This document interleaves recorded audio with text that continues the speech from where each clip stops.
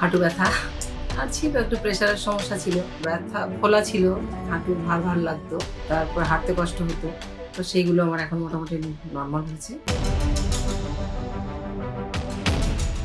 Welcome to natural weather health world. আজকে আমাদের সাথে আছে মঞ্জু সিনহা। কিছু সমস্যা নিয়ে উনি ডক্টর KM সাইফুল্লাহ স্যারের কাছে ট্রিটমেন্ট করাতে এসেছেন। আসুন ওনা থেকেই জানি ট্রিটমেন্ট করার পর উনি কেমন আছেন। নমস্কার। নমস্কার। কি সমস্যা নিয়ে আসা হলো? হাঁটু ব্যথা আর কি সমস্যা ছিল? আর ছিল, একটু প্রেশারের সমস্যা ছিল। হাঁটু ব্যথা নিয়ে কতদিন ধরে ভুগছেন আপনি? 5 বছর এর আগে কোথাও ট্রিটমেন্ট করা হয়েছে? করেছিলাম, ডক্টর বাইরে কোথাও করিয়েছিলেন? আচ্ছা, তো স্যারের কাছে ট্রিটমেন্ট করার পর কেমন আছেন এখন আপনি? খুব ভালো। খুব ভালো। কি কষ্ট হতো একটু বলবেন? ব্যথা ফোলা ছিল, পায়ে ফোলা ছিল?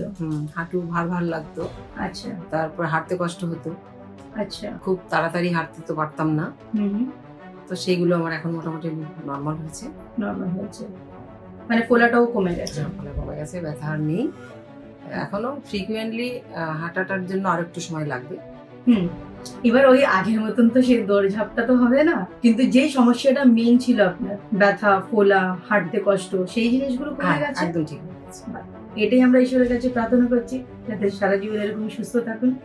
ধন্যবাদ।